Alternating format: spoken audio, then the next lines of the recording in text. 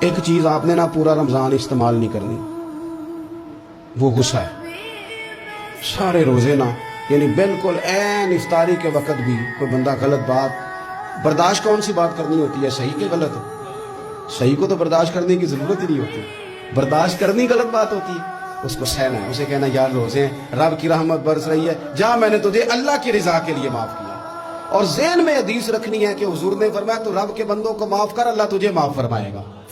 رمضان شریف میں اور سعادت کے ساتھ اور پیار کے ساتھ، اور غیبت نہیں کرنی کسی کی بھی، کسی ادارے کی نہیں، کسی بندے کی نہیں، غیبت نہیں کرنی۔ آپ کو حدیث میں ملے گا کہ نبی پاک علیہ السلام نے کچھ بیویوں سے کہا تھا کہ تم نے تو روزہ توڑ دیا ہے اور تم نے حلال کے ساتھ رکھا تھا، حرام کے ساتھ توڑ دیا۔ یا رسول اللہ کس طرح؟ فرمایا غیبت نہیں کی تم نے، مردہ بھائی کا گوشت نہیں کھایا، یہ بہت بڑا جرم ہے، اس سے بچنا ہے۔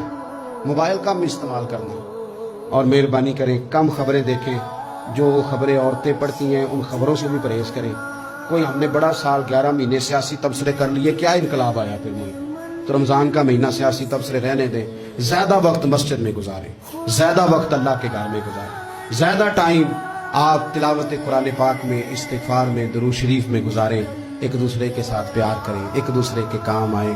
اے خالق کائنات، آئندہ جمعہ رمضان میں آنے والا ہے، اللہ امت کی خیر فرمانا، کشمیر کے مظلوموں کی خیر کرنا، برما کے مجبوروں کی خیر کرنا، پاکستان تیرے نبی پاک علیہ السلام کے نام پر، کلمے کے نام پر بنایا گیا وطن ہے، اللہ اس میں دین کا جھنڈا نافذ فرما دے، اس وطن عزیز کو قیامت کی صبح تک قائم فرمانا، اور اللہ ہم سب کو بھائی چارے سے، پیار سے، محبت سے، ایک دوسرے کے احساس میں زندہ رکھنا۔